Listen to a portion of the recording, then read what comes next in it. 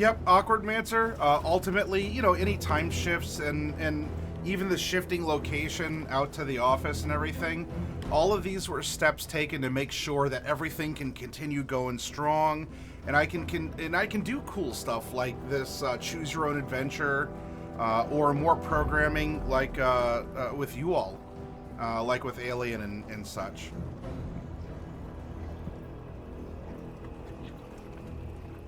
But why don't we get things going?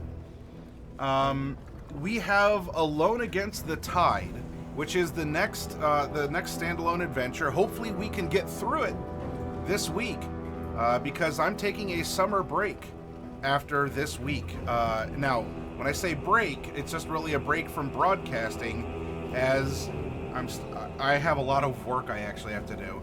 It's not a break, it's a working staycation. Which sounds arguably even more stressful than the normal routine of things. But there's a lot that needs done, and I gotta be the one to do it.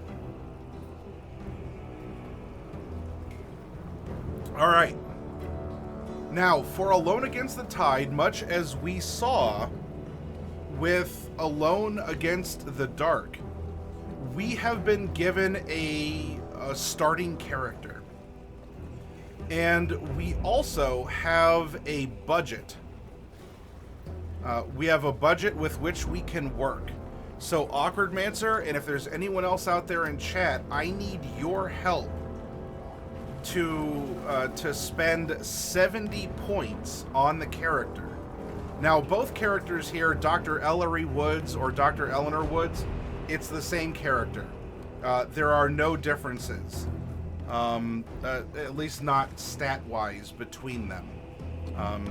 If you like one better than the other based on looks or whatever, then there you go.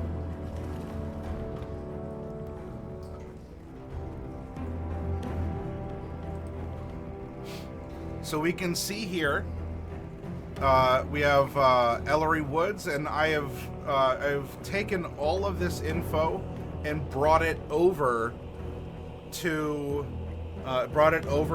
our form fillable sheet.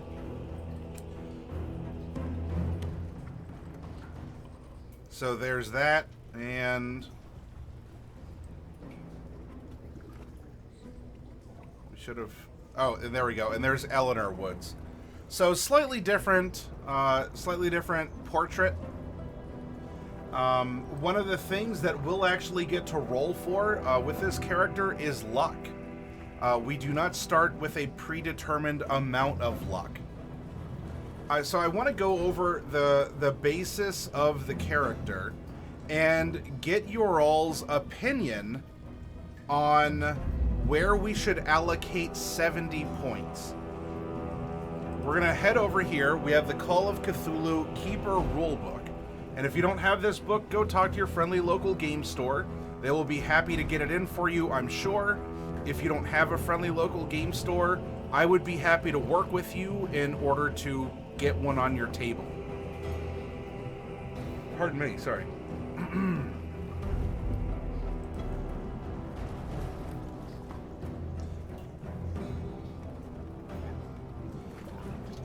Character creation is fairly straightforward. Don't look at this and go, oh, wall of text. It's literally impossible to play this game.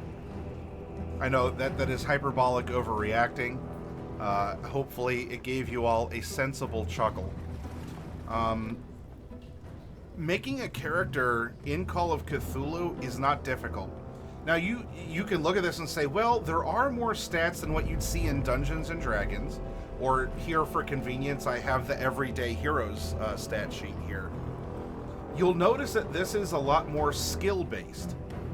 And there are characteristics, and there's even more characteristics, but that doesn't really lend itself to be a complex system.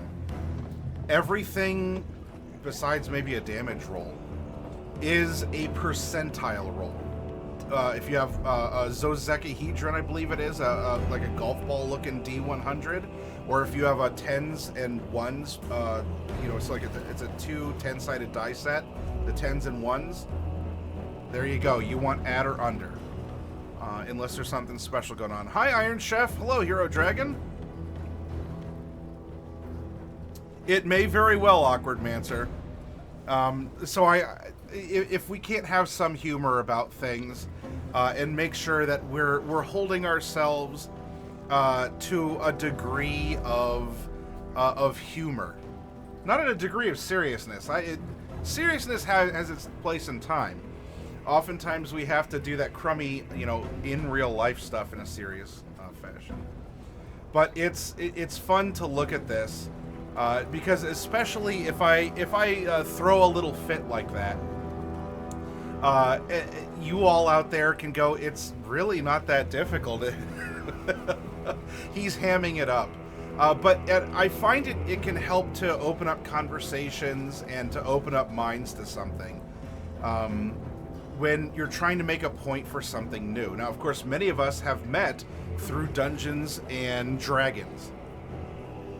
And I use that as a baseline. I presume that most, if not all of you, have played or are at least familiar with the name, the system. You've been on either side of the DM screen. So it's a callback reference point. And you wouldn't really find something like this in the player's handbook. So it's fun to go, "Wah!" because it's so different, but highlight that it's not different in a bad way, that you actually have a ton of flexibility with your characters in Call of Cthulhu. Now, we have things like ideology and belief for these characters, which is something we didn't have with the other investigators in Alone Against the Dark. So we do know that we have an investigator who is a professor at Miskatonic University, located in Arkham, Massachusetts. Fortune favors the prepared mind is our ideology and or our belief. So we carry ourselves prepared for many things. Significant people, his or her old friends of the Boston Nine. E may have left those days of crime behind after being educated, but you never really leave a gang. So we were, at one point in time, affiliated with maybe some sort of organized crime in our youth.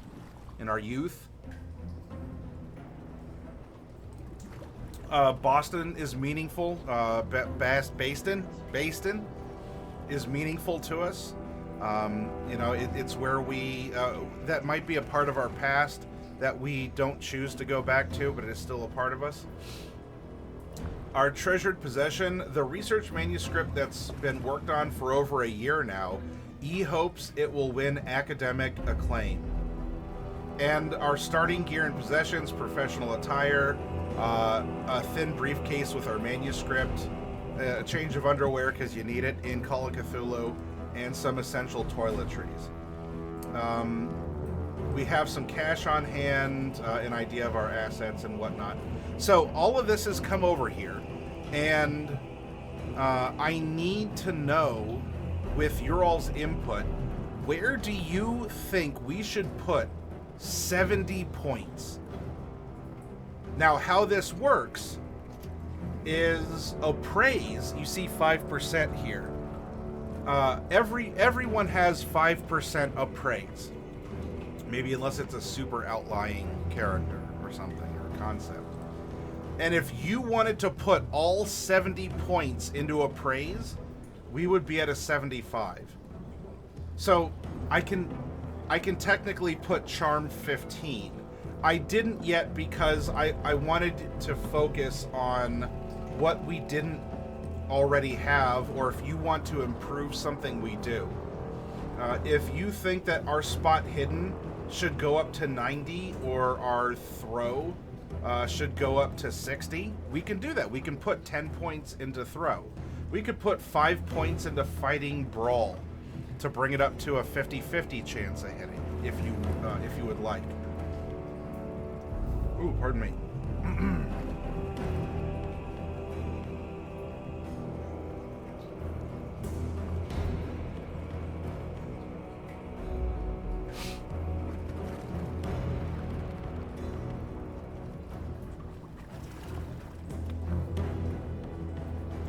Now, in addition to this, and I want to make sure I'm not missing something, before you play, you'll need a set of role-playing dice. Well, we have that in chat, pencil and eraser. We have that electronically.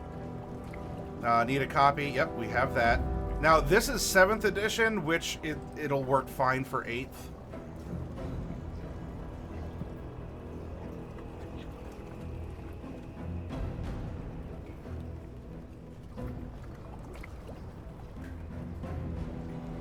Note that only certain skills have already been allocated points.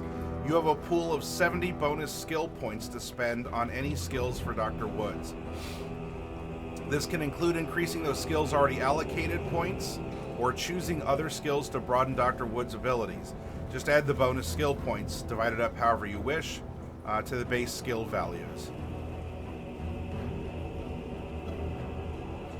As a guide, the following skills could be useful: anthropology, appraise, archaeology, charm, climb, fast talk, fighting brawl, firearms handgun, intimidate, jump,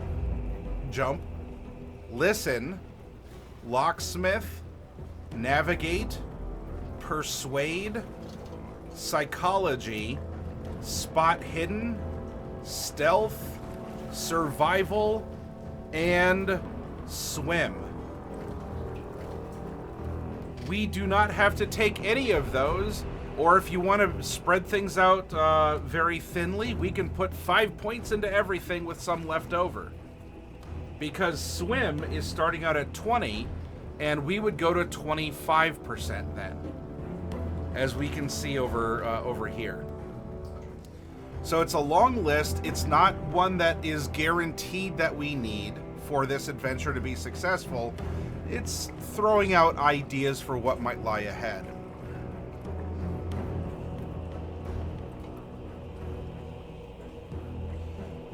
Allocate 70 bonus skill points wherever you want to. Of course, you'll have to pick which skills you think are going to be useful. That's part of the game. You won't have enough skill points to always pass your skill rolls, but that's where luck points can come in very handy. And we will generate luck points.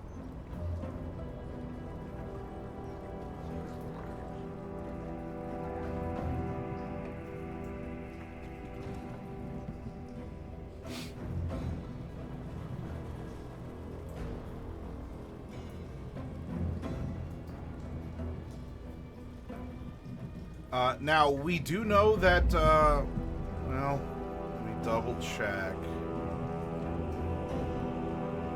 Our story begins sometime in the 1920s on the pier opposite the lakeside resort town of Esbury, Massachusetts. Your investigator's reasons for visiting the town are discussed in the relevant entries. Read through the introduction and getting started sections and gather everything you need. And you're ready to start playing. And then we start at 1. Okay.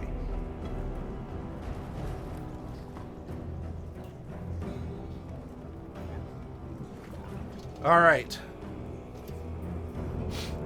Well, Iron Chef, Hero Dragon, Awkward Mancer, any of you lurking out there, we have 70 points. Where would you like to put those points for our adventure alone against the tide?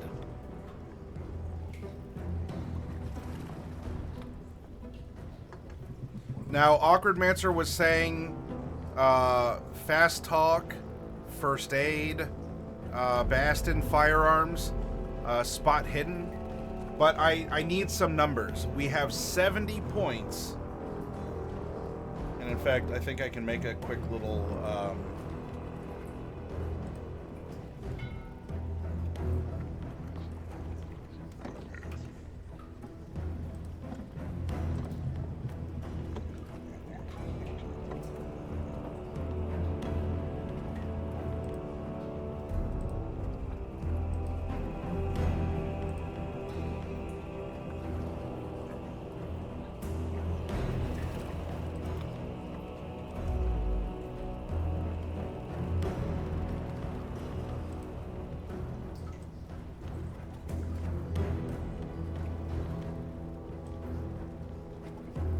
that's not showing up very well. Let's do this. Yeah, that's a little bit better. I should make that a little darker, I think.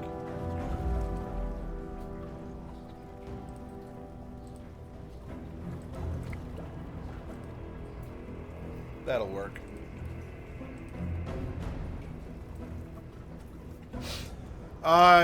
It could be either. There's no difference between the pre-generated investigator, Awkward Mancer. So we can roll for it, if you'd prefer.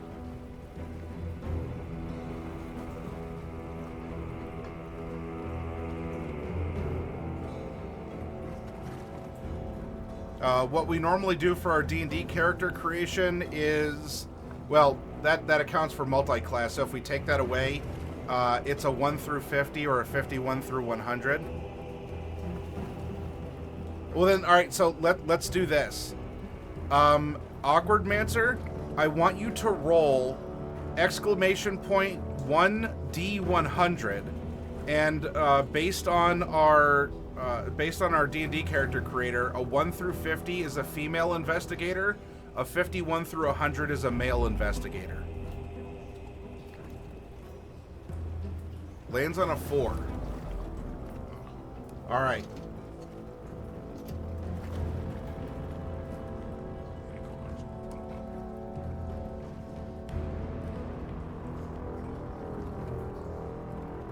So there we go. That means that I can. I love her hat. I can clip this.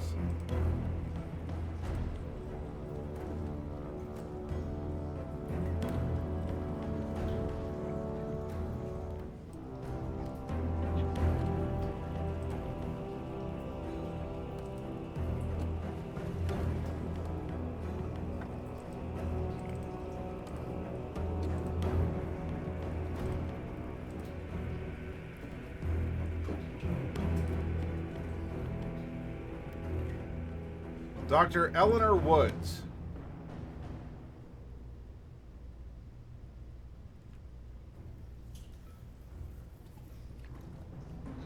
All right, so Hero Dragon agrees with you, Awkward Mancer. Spot hidden.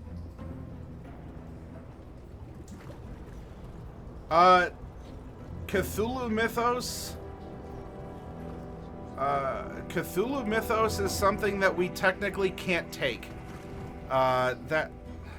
I mean, anything is possible, I suppose. Pardon. The mechanics for it in Call of Cthulhu are... It's earned at the cost of sanity, if I recall correctly.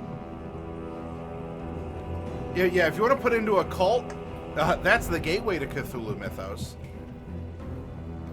But mind you, that would take a cult... Like, if we put 10 in a cult, that would be a 5 to a 15%. That's still low odds.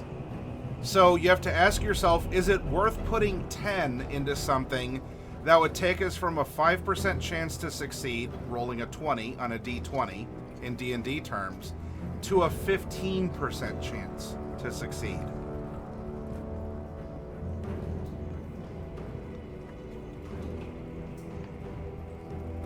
Awkward Mancer wants to put 20 into a spot, which would bring us to 45. Firearms, which would bring us to 60. And Fast Talk, which would bring us to 25%. Yeah, and I'm fine with that, Awkward Mancer. My suggestion for putting that out there is it's worth considering, though it's not a standard, or I have no idea what this adventure holds, or of course what the dice will do for us. But as with anything, it doesn't hurt to be considerate about that. As very much in Call of Cthulhu, it is the asking yourself, is the juice worth the squeeze? Now, Iron Chef is saying that 10 should go into listen, or do you want to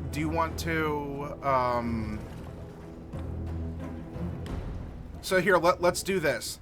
Hero, Awkward Mancer, and Iron Chef, as you're the 3 currently active in chat, I will ask each of you where you want to put a skill, and we'll just go through it one at a time. We have 70 points. So why don't we apportion it like this? Let's see if there's 3 of you.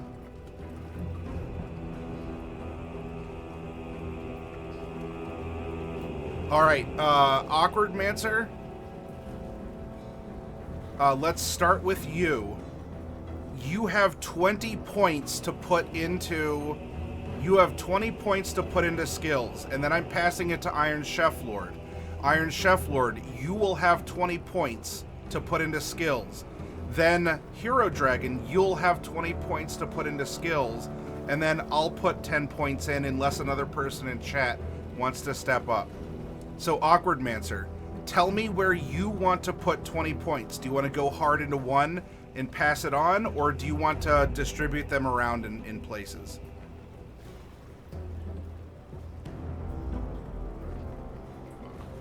Oni, hello, good to see you. Oni, if you want to pick up and put 10 points into a stat, you're welcome to. After we go through Awkward Mancer, Iron Chef Lord, and Hero Dragon. By the way, Oni, we were watching you in the title screen as I was setting up just to get into the ghost and spooky mood. I hope that your runs went well. I thought you looked like you're having fun, and it was nice listening to you do the solo investigations. And then I hope your multiplayer went well, but I had to dip out before I could listen in. All right, Awkward Mancer wants to put 20 into Spot. So Spot Hidden is now to 45. Iron Chef Lord, you have 20 points. Where do you want to put 20 points? Oh, all right, if you're lurking then, Oni, you're welcome to do so. Go get a snack or take a break if you need to. And I'll give you a shout-out as well. Shout-out, Oni.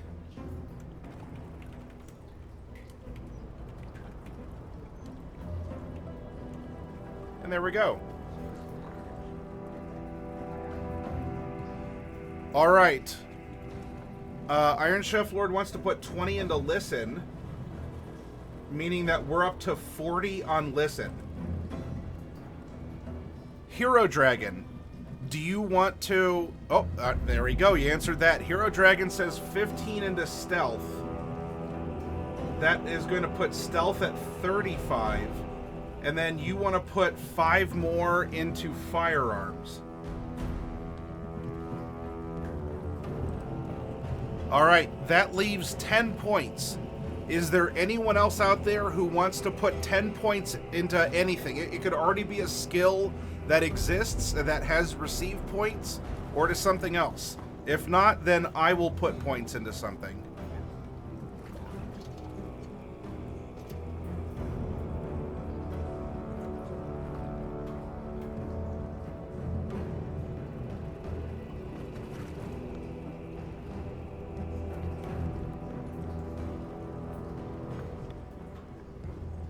Hi, Skinian. Skinian, you have 10 points you can play with. So, how do you want to apportion that? You have 10 points. Everyone else had 20, and we could only put 70 in. So it went 20, 20, 20. There's 10 remaining. Where do you want it to go?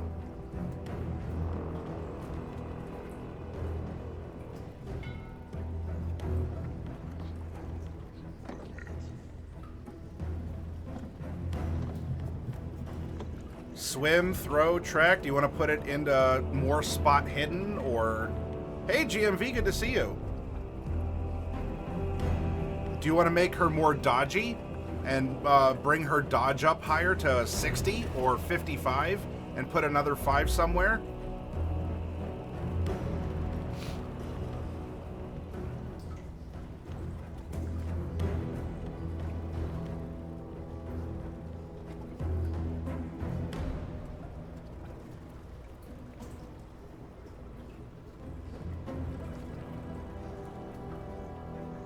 Jacance, hello! Good to see you. 10. 10 points, Scanian. You can add it to one that already received points, or you can dump it into something else, like bring her swim up to a 30 from a 20 or something. Where do you want 10 points to go?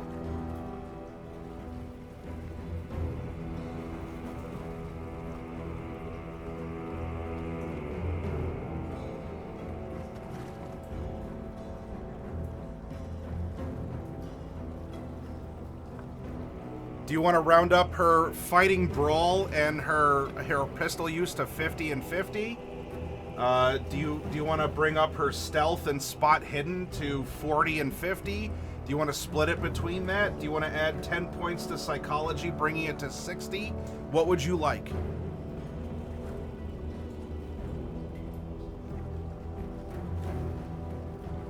All right, 5 in pistol, 10 in pistol, all pistol. All right. There we go. We have spent 70 points on Dr. Eleanor Woods.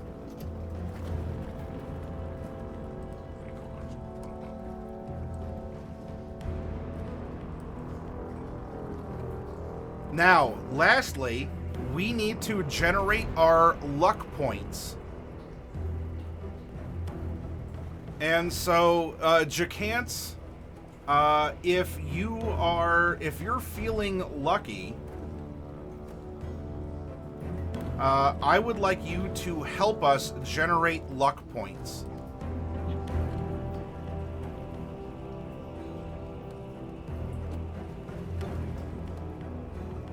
And I will show you where we do that.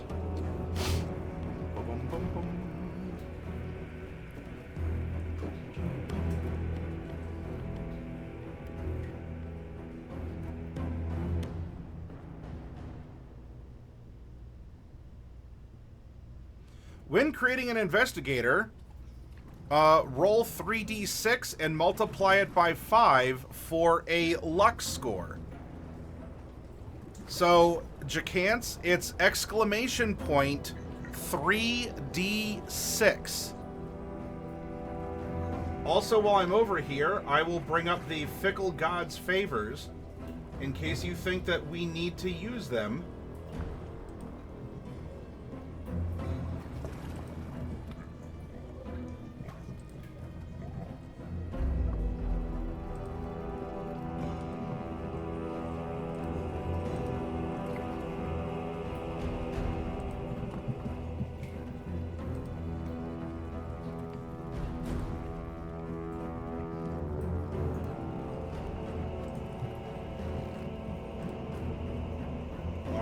I have that window popped out and in queue.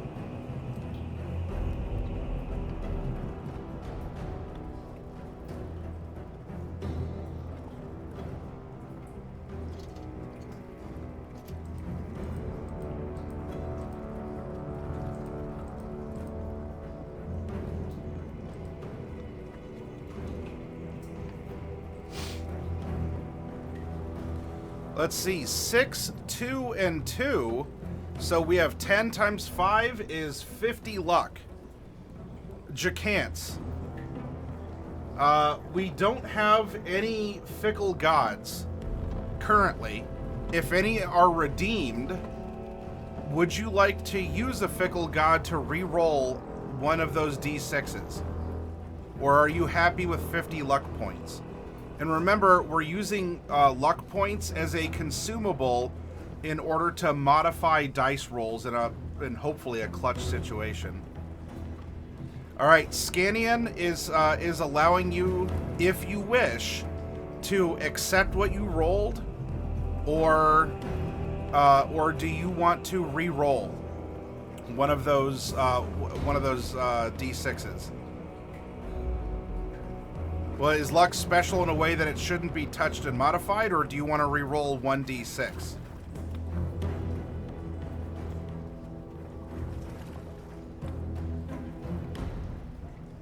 All right, 1d6 it is.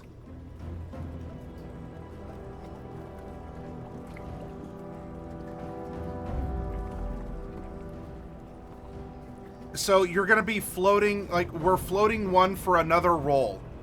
This is one roll. You can redeem a Fickle God's Favor on a roll. You can't roll both. So this is for replacing one of the twos. And then you're floating maybe another another roll for something. Well, it would be for a bonus die, but anyway. It lands on a 7. You broke. You broke the D6. And apparently you have an otherworldly reward for it. So that is going to give you what? 15 times 5. Well, I would say that is lucky. You had a lucky number 7 there, Jacance.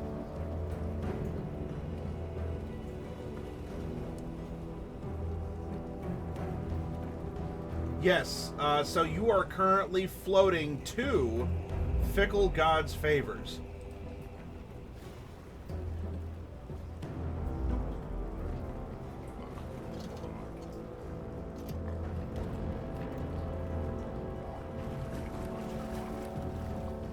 So let's see. Instead of 50, that gives us a starting of 75 luck.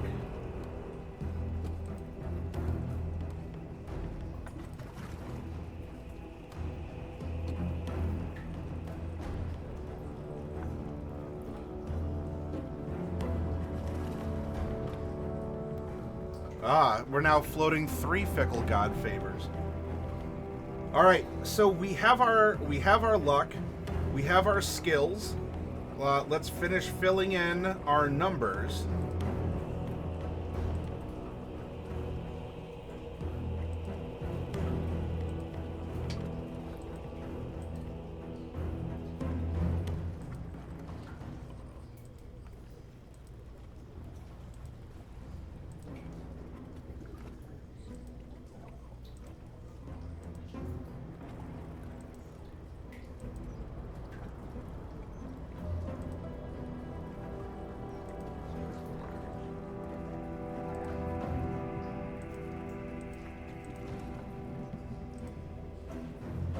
Okay, there we go.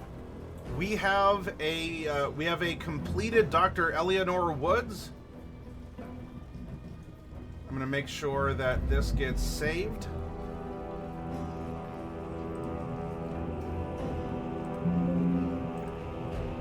That was my computer, not your alls. Unless it was your alls, in which case, what an eerie coincidence that it happened at the exact same time. Or was it a coincidence?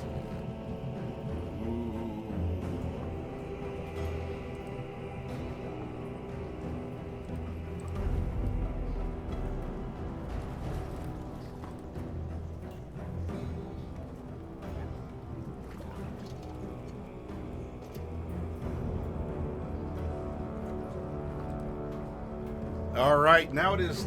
Let's get in a narrative mood. I need something. Here, we're gonna do this.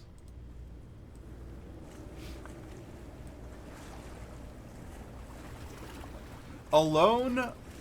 Well, we're not alone, but this is chat against the tide.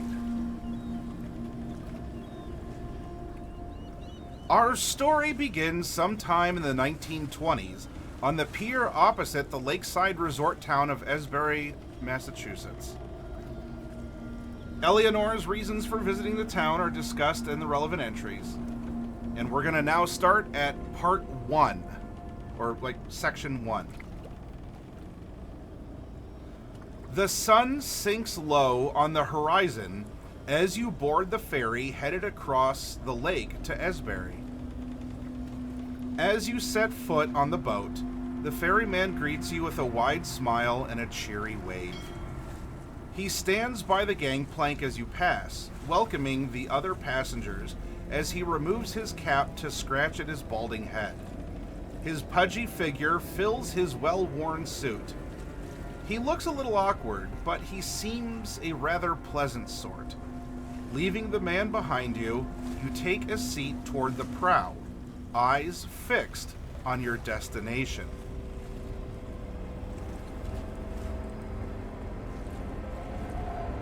You settle into a seat with your thin briefcase resting on your lap, noticing that the rest of the passengers are likewise getting comfortable for the short trip across the lake. Glancing around, you catch sight of the ferryman entering the cabin. As you sit patiently and wait for the engine to come to life, you listen to the sounds of idle chatter around you. You look out across the water and notice a thin fog beginning to form over the surface of the water as the temperature drops with the approach of night. After a few minutes, you hear the engine sputter into action and feel the ferry lurch forward. The conversations around you continue as the ferryman joins you all on deck. You can't help overhearing most of the talk, though it's surprisingly banal. There are almost a dozen passengers on the ferry.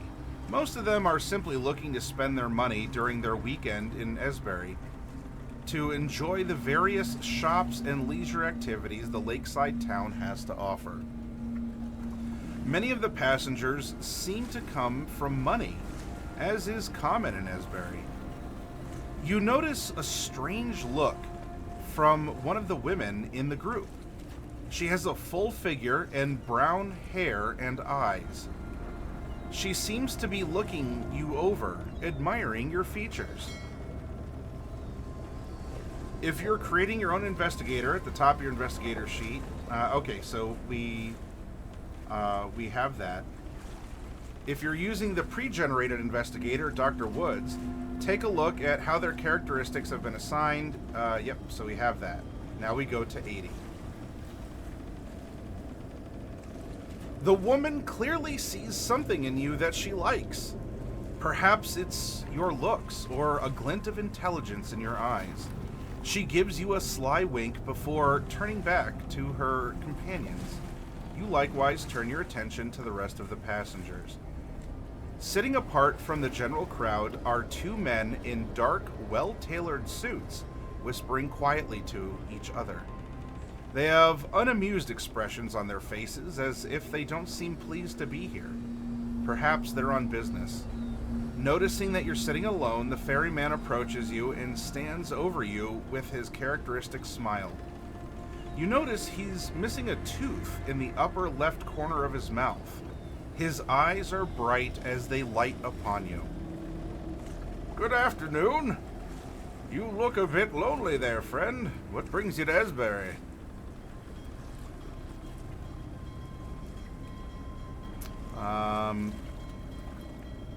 Okay. I do like that you can just, it's walking you through if you want to create your own. It'll have you slot things in.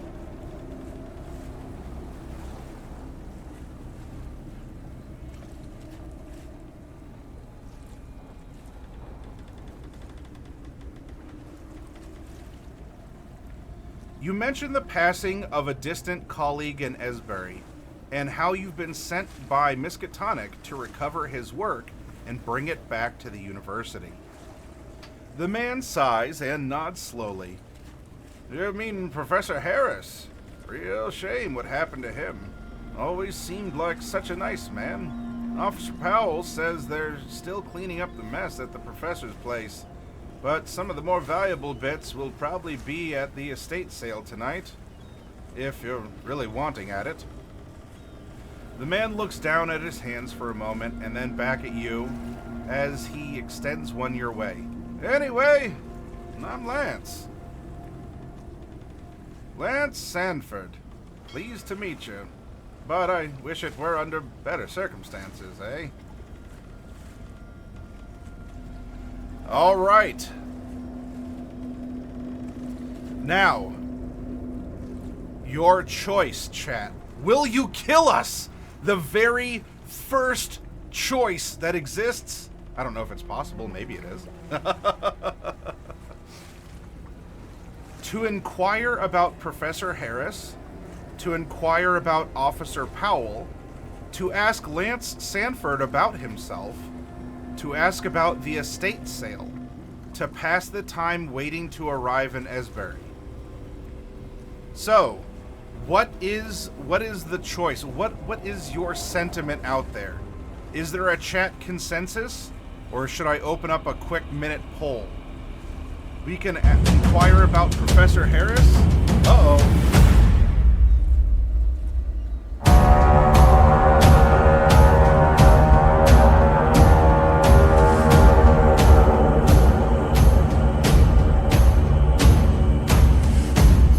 Hello. Welcome, Raiders from Ravenstar. We'll give you a shout out.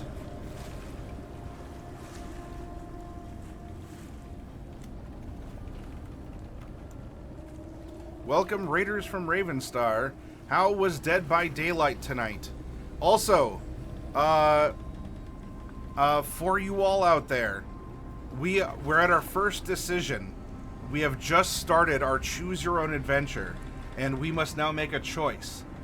We're on a ferry going across a cold lake to recover some papers from a professor who apparently had a run-in with someone, or, I mean, something hasn't been implied, but this is Call of Cthulhu. Should we inquire about Professor Harris? Should we inquire about Officer Powell, who I presume is the one doing the investigating, the initial? Ask about Lance Sanford, who is the ferryman taking us across the lake to Esbury. Ask about the estate sale that has the late professor's effects. Or do we simply sit quietly and pass the time while waiting? Exhausting more due to heat, but okay. A fun night of trying not to die. I was just going to ask if you were surviving or killing.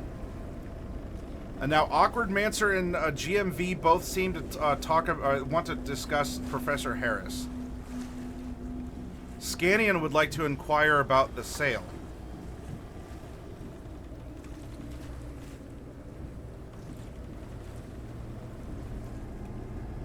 Oh, it's fireworks. Okay.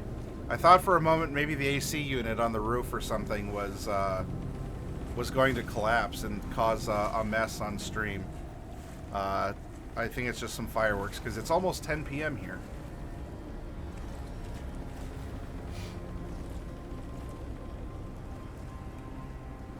Iron Chef and Scannion say sail. Alright, Ravenstar.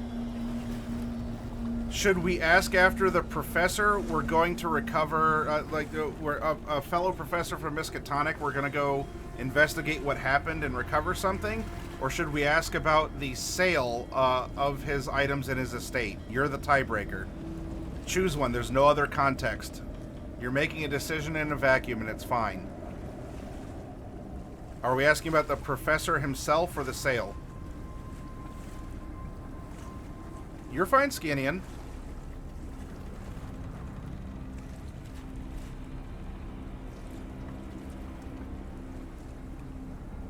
Investigate. Are we asking about Professor Harris? Or are we asking about his estate sale? Investigating isn't an option. We are investigators, and we are investigating. I need to know what we're investigating. Are we asking about our late professor himself, or about his items at the sale? Okay. About the professor. Nope, you're fine. Alright, to inquire about Professor Harris, we're going to 27. The ferryman raises a questioning eyebrow at you. Professor Harris? I can't say much, really. I didn't know him all that well, but he seemed like a nice guy. I was sad to hear that he died. You gently press for more information about his death. Sanford frowns, but answers, Officer Powell says can I say this on YouTube? That he doth yote himself from this planet. I'm inclined to believe him, but Professor Harris seemed happy enough to me. More than content to relax in Esbury like anyone else. In between his studies, of course. Ancient Indian history, I think it was. I had coffee with the professor a few weeks ago, and he talked my ear off about it. I couldn't understand half of what he said, but he was quite excited by whatever it was. You exchange a few more pleasantries with Sanford before he goes off to finish guiding the boat into port. You pass the time in casual conversation with the other passengers and in observing the scenery. You note the tall pines and the sloping hills along the lake shore around Esbury. These features and the small town beyond are just visible through the growing mist, but squinting helps make them out to your satisfaction. In time, you arrive on the pier at Esbury, grateful to be off the water. All right, we have perhaps our first clue. I am going to clip this.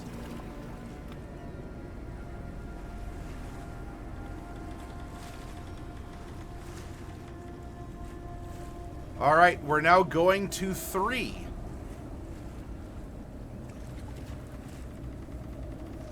You take your first steps onto the pier with the rest of the ferry passengers, trying to get your land legs once again.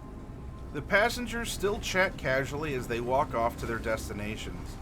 You note one last little flirty wink from the full-figured woman as she struts along confidently behind the women accompanying her, and you feel the 2 dark-suited men push past you at a brisk pace, nudging you out of their way. Sanford gives you one last wave and a smile as he begins tending to the old rust-stained boat that is his pride and joy. The last light of the sun is fading fast, and the fog is growing thick on the water now. The night is still young, but you would rather not be wandering around in the dark and fog of a town you are unfamiliar with. Taking in your surroundings, you see a sizable crowd jockeying for entrance into a lavish, modern-looking building along the lakeside. A folding sign sits out front, illuminated by a lantern. The words, "Estate Sale Tonight," are written on it in large, bold letters.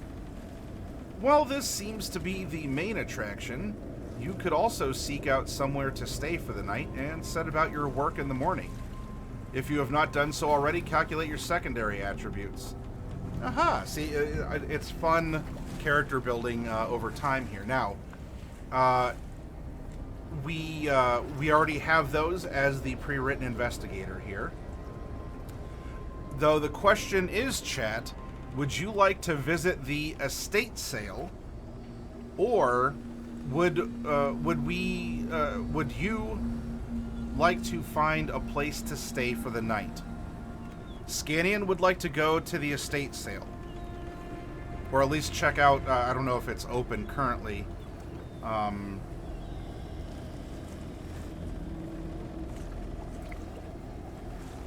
Well, no, that people are jockeying to it, so maybe it's open for a preview or something. Seems like your job is declared would start at the sale. Jacan's sale. All right. All of you out there in Chatland are welcome to speak up as well. If you think that we should do something else, shout it out and let me know. All right, to visit the sale, go to 15. Pushing through the crowd, you make your way toward the estate sale. Judging by the number of people packing into the dance hall, this seems to be quite the event. Most of the people here are well dressed, with conspicuous amounts of jewelry and designer clothing on display. You see a broad-shouldered man in a policeman's uniform standing by the door. He has a scarred yet clean-shaven face and a baton at his side. His brow is furrowed in a serious expression, and he watches the commotion through narrowed eyes. As you mingle with the assorted academics and collectors, you notice a few other faces that stand out in the crowd. Most immediately, you spot a man in flowing orange robes with tawny skin. He seems more than a little out of place and is garnering some odd looks from the other guests. Glancing around further, you happen to notice the 2 dark-suited gentlemen from earlier, standing in a corner towards the front of the room, talking to a young, dark-haired man in a dated yet elegant long coat. He is of a slight build and has rather sharp features. A thin wisp of a mustache hangs beneath his nose. Most noticeable, though, is the rather attractive young woman standing on stage at the front of the room next to a bespectacled old man. Long black hair cascades down her shoulders, accentuating her pale features and complementing her formal black dress. Occasionally, she and the other gentlemen peek at objects hidden beneath the white sheets, the sale items waiting to be displayed. All right. Hi, Mage. Welcome. It's not quite a murder mystery yet, but it seems to be quickly going in that direction.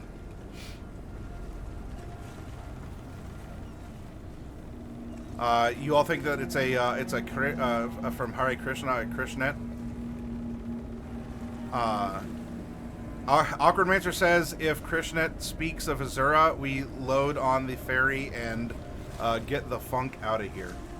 All right, our options in this choose your own adventure. Should we mingle with the crowd of guests? Should we speak to the officer at the back of the room? Should we approach the man in orange? Should we introduce ourselves to the dark-suited men? Those were the ones who, they were talking to themselves on the ferry and bumped past us. Maybe not overtly rude, we weren't pushed, but seemed to be very direct gentlemen. Make your way toward the stage and the woman in black, as opposed to the lady in red. She's going to happen about 15 years from now. To leave the hall and go find a place to stay for the night. So, what would you all like to do? Hero, Dragon, and Mage both say mingle with the crowd of guests. Yep, presumably the lady on stage is mourning the passing of Professor Harris, a fellow professor from Miskatonic University. The university sent us to go recover his things after a supposed self-inflicted deletion.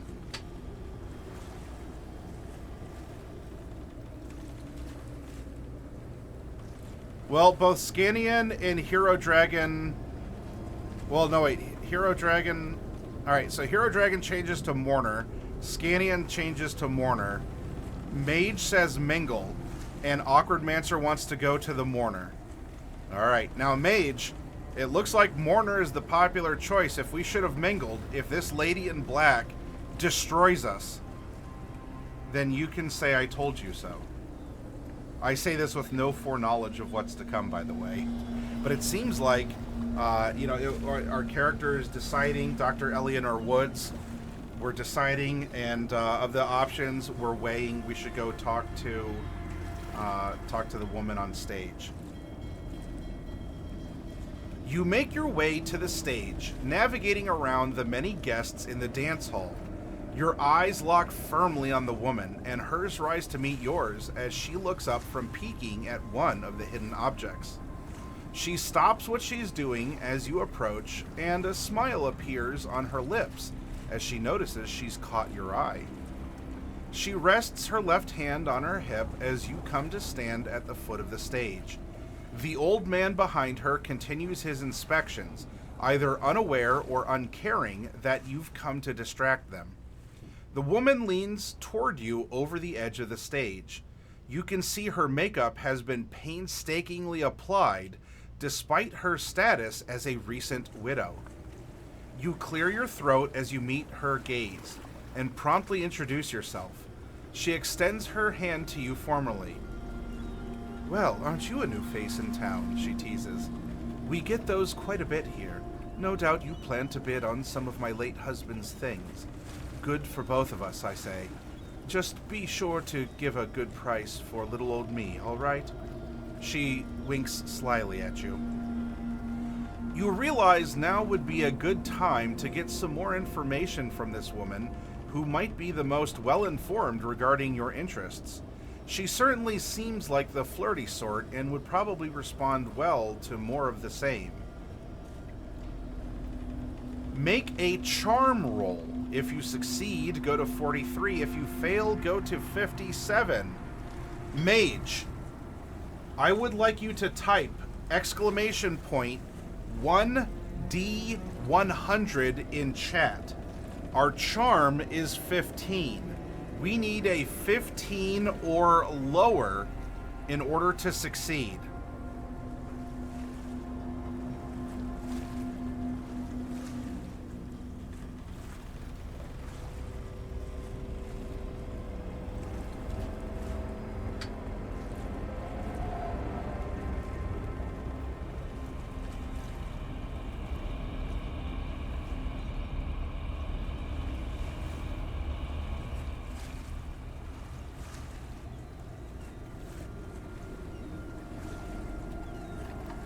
So Mage, if it can, exclamation point 1D100. Hi, Lucius. I'm asking Mage 211 to roll. Lands on a 49. Now, we have 75 luck points. Would one of you out there like to spend 34 luck in order to pass this charm? Or rather, it would be up to the roller. Mage, should we spend about half our luck to pass this charm roll? Or are you fine taking the L on this one?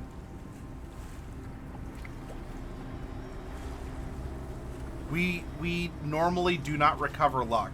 So our starting value is what we have for the adventure. The die. All right, so Mage is sticking with it. All right. If you fail, go to 57. You manage a smile and stumble through a compliment, and the woman laughs. Oh my. Well, aren't you the nervous sort? Don't know what to say to a pretty woman like me, eh? That's quite all right. I wouldn't have you anyway. You are welcome to stay for the sale, though. I might like you better as a buyer. She winks and turns around, walking back to her place on the stage. You have begun gathering information in Esbury. Would you like to interact some more? You may now select another option from those listed. Do not repeat a choice already selected. Once you have chosen 3 options from the list below, or if you're ready to move on, go to 35. Note that selecting to leave the hall will make you ineligible to make further selections from this list. All right. Do we mingle? Do we speak to the officer? Do we approach the man in orange? Do we introduce ourselves to the dark-suited men? Or do we leave the hall? Those are the 5 options we have remaining.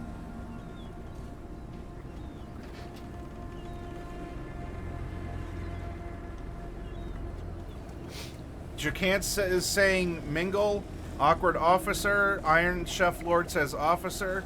Mage, did you want to go to mingle as well? Oh, we have 3 for the officer.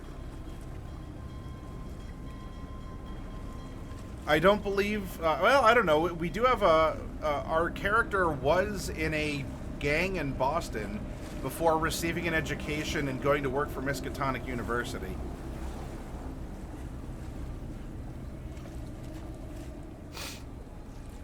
All right, well, I'm seeing 3 to talk to the officer, so we're going to do that next. You turn around and backtrack toward the entrance to the ballroom. Something about the officer by the door catches your attention and holds it. He gives off a commanding presence, and his eyes bore into you intensely as you make your way over to him. As you move within earshot, he rests his hand on his baton and clears his throat. I really hope there isn't going to be any sort of problem, citizen. I wouldn't want to see anyone getting hurt tonight. His hand does not move from his baton. Make a psychology roll. If you succeed, all right. Scanian, you wanted to go see the man in orange, as that was not your choice. Why don't you roll, just as I had Mage roll the not selected choice, to make a psychology. Psychology is 50%. All right, we do pass psychology with a 32. For an officer of the law, Officer Powell possesses a rather thuggish disposition. He seems to be looking for a fight, and from the scars on his face, you can tell he's been in many. With his size, he does cut a rather intimidating figure. Still, the use of thinly veiled threats as an introduction is somewhat unnerving, and certainly not proper behavior for a moral and ethical man. It's probably best not to provoke this man, and it would be wise to avoid him as much as possible. We get to make one more choice before we move on to 35. We can mingle. We can talk to the man in orange. We can talk to the dark-suited men. Or we can just leave and get a place for the night.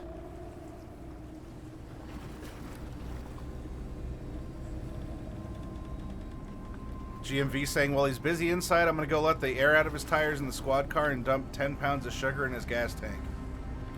Awkward Mancer says, if you deal with the guy, make sure to shoot before he asks questions. Gotcha. Hero Dragon says, mingle or dark-suited men or leave? So the mystic, it doesn't hold your interest, Hero Dragon. Skating is saying the man in orange or the men in dark suits, the men in black. Yeah, the MIBs. There we go, Awkward Mancer.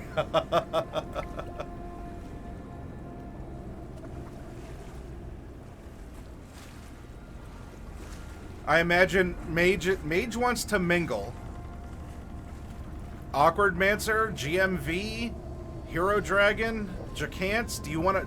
Jacance, did you want to mingle?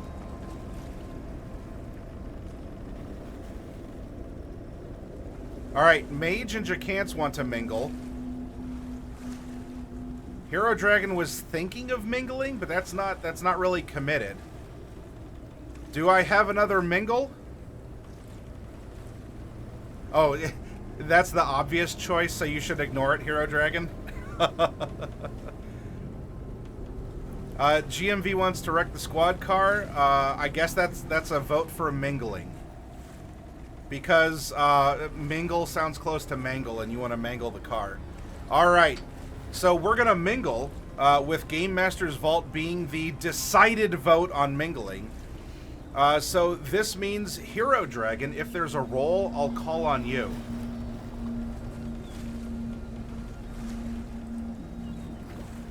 Rather than single anyone or anything in particular out, you feel it would be best to use your time to get a general impression and speak to multiple people to get their points of view. Hearing the talk around the room, you come to understand that most of the people who have gathered here are merely treating this as a social event. However, there are a fair number of academics and collectors in attendance as well. Judging by the relative wealth of the townsfolk, you imagine that there will be a lot of bids placed on the items. While walking among the guests, you happen to notice a pair of men conversing in hushed tones. They seem to be trying to avoid being overheard, but a keen ear might be able to catch what is being said. Alright, we need a listen roll, Hero Dragon, and our listen is at 40. We need a 40 or below to overhear. 56? That ain't gonna cut it. We have 75 luck. Do you want to spend 16 of it to listen, or are you okay not overhearing people whispering before an auction?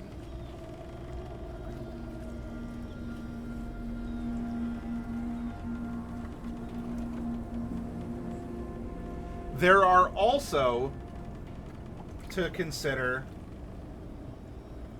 because I think we have new people in here who weren't there for it. There are also 3 Fickle God favors that can be invoked. And what that would mean is a D10 roll, and you replace, you can replace one of the 10s with that Fickle God roll. So you can spend 16 luck, or you can invoke the Fickle God favors. I won't allow both.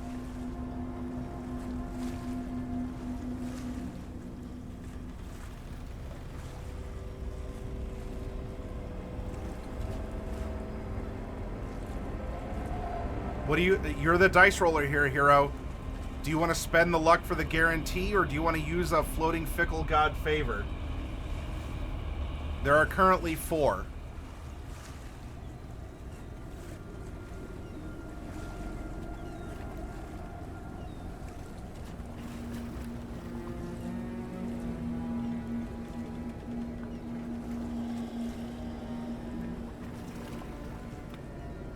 Actually, as we're in a ballroom and there's something going on here, I think I have... We're no longer in the docks.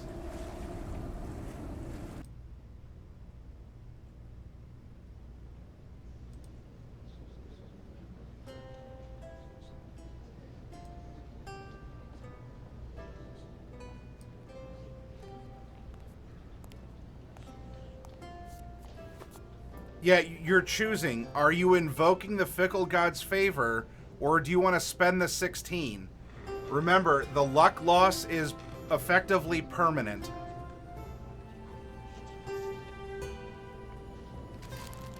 Okay, Hero Dragon doesn't want to use a fickle god's favor and wants to spend the 16. Alright, so that will take us down to 59 luck.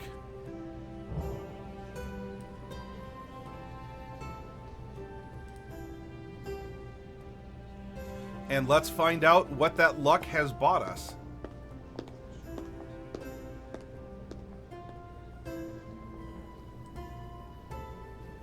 You position yourself close to the men and tune your ears to their conversation.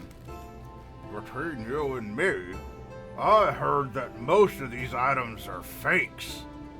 Outright hoaxes and counterfeits. Harris was a doddering old nut. He claimed that his findings predate the earliest known records of ancient India, but that's impossible. They're completely inconsistent with all the other data. And besides, there's no reason why he left the Miskatonic, if you catch my meaning. The other man nods his approval. You aren't wrong. His findings aren't properly supported by evidence. Yet he kept trying to publish this hogwash. I imagine that's why they had him resign. Still, at least a few of the items might be authentic, so hopefully this won't be a total waste of time. I'll clip this as perhaps a clue.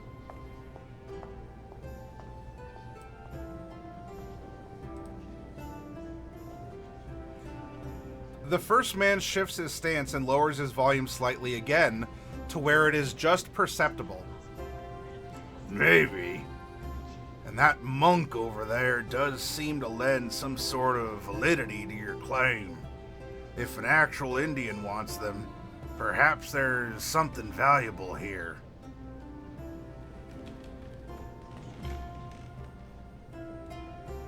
All right. So we're not repeating. If you've already chosen 3 options, go to 35, and that is just what we're going to do.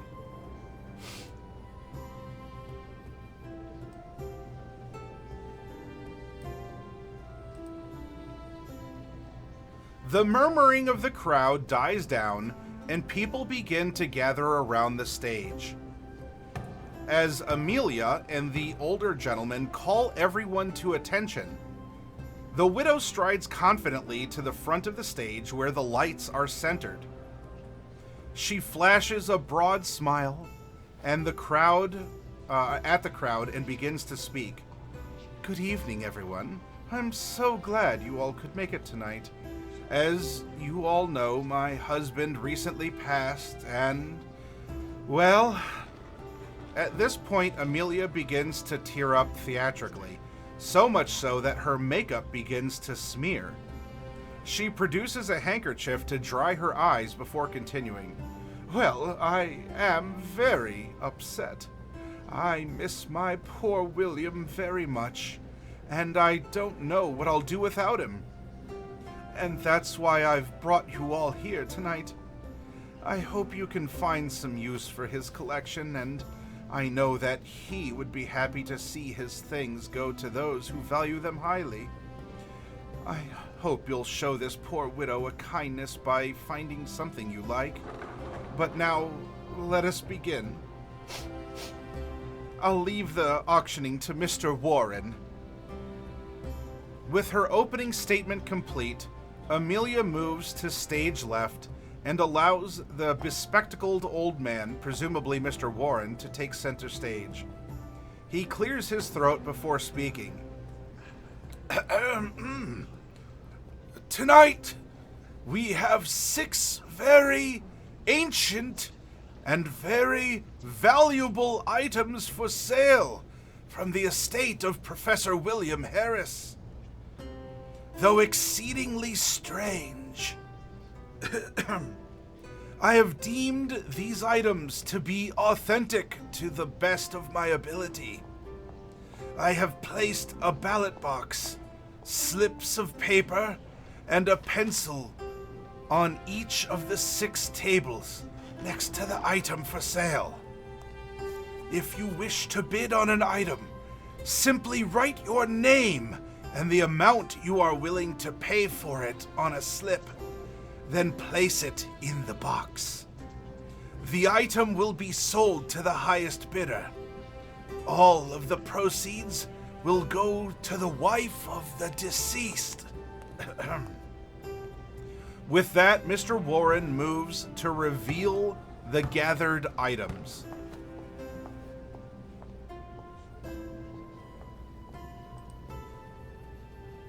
Mr. Warren approaches the first table and removes the cloth covering to reveal an odd pair of clay cylinders covered with strange etchings. They are small and seem quite fragile, with large cracks running down their sides. Mr. Warren proceeds to the next table and likewise uncovers the item in question. This one is significantly larger and more ornate. It appears to be some sort of altar or reliquary, heavily decorated with yellow-green gemstones. However, there is one similarity with the first item: the presence of the same strange written characters, though these ones seem to have been painted on. The old scholar turns to the next item in question and displays it for all to see: a decorated crown of solid bronze, wrought with the image of a Hindu god. The next item is certainly the most mundane: a large, thick, leather-bound journal that appears well worn and beaten, with several loose papers jammed between the pages. Mr. Warren senses the confusion of some members of the crowd and clarifies that the notebook is the assembled personal works and studies of Professor Harris. The item that follows the journal is a well-preserved ceremonial robe of a Brahmin priest. The cloth is pure white. The last item is perhaps the strangest of all. It is a small statue or idol, presumably of one of the many deities of ancient India. Made from a blue-green stone in the shape of a rather grotesque lizard-like creature.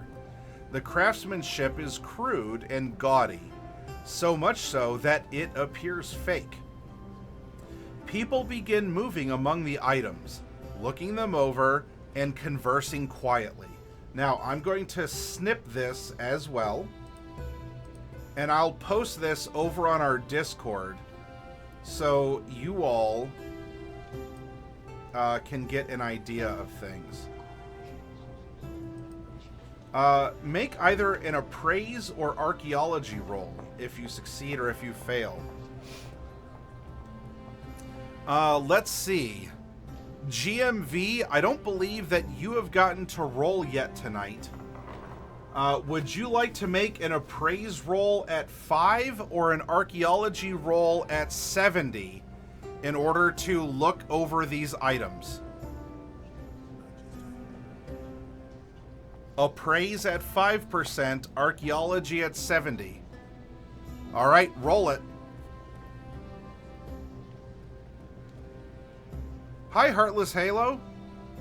46. We succeed and go to 45. You examine the items with a trained eye. The crown and ceremonial robe are obviously authentic and typical of what you would expect. They are in great condition and would certainly fetch a good price, though they are no rarer than any other antiquity. Likewise, Professor Harris's journal seems like it would be of value to a scholar, though a few delicate cursory page turns show that it contains personal accounts and travel logs, as well as historically relevant information. This is likely a good source of information on Professor Harris himself. However, the other items present are noticeably different. The altar and clay cylinders bear a similar script, and both show comparable signs of aging and wear. Given this, they are unlikely to be fabrications, but they are unlike more traditional finds from ancient India. A close inspection of the lizard idol leads you to believe it is likewise verifiably authentic, though the workmanship is strange and unnatural, and clearly nothing like anything you've seen from ancient India or elsewhere. It doesn't bear any signs of work from modern tools or influence from modern styles either. I'm going to clip this as well.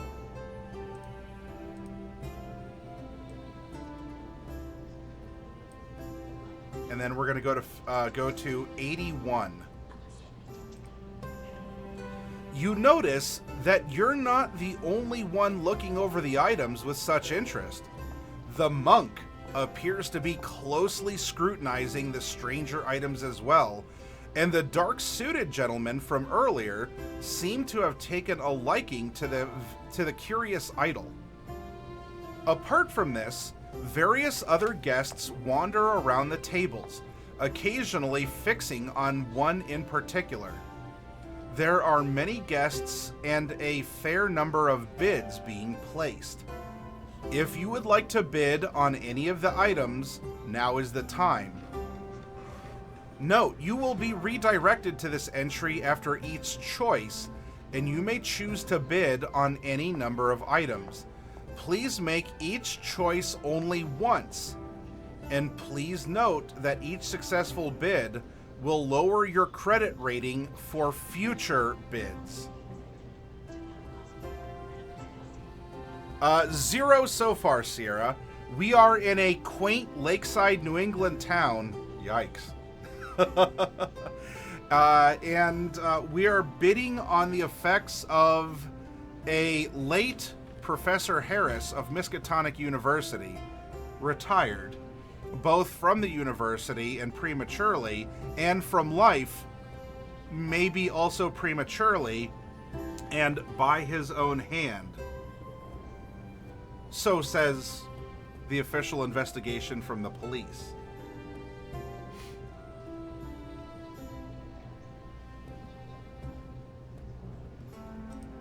All right. I'm going to take a clip of this. Now, what I'm going to do, let's break here for a moment. I need to get something to drink so I don't strain my voice as much. You all can look this over to bid on the clay cylinders, to bid on the altar, to bid on the crown, the journal, the ceremonial robe, the strange idol. I will post this in our Discord during our break. I'll be back in 5 to 10 minutes, and then we'll continue and pick up with the bidding. Yeah, how could that go wrong? Absolutely, Sierra. I'll be back soon, everyone.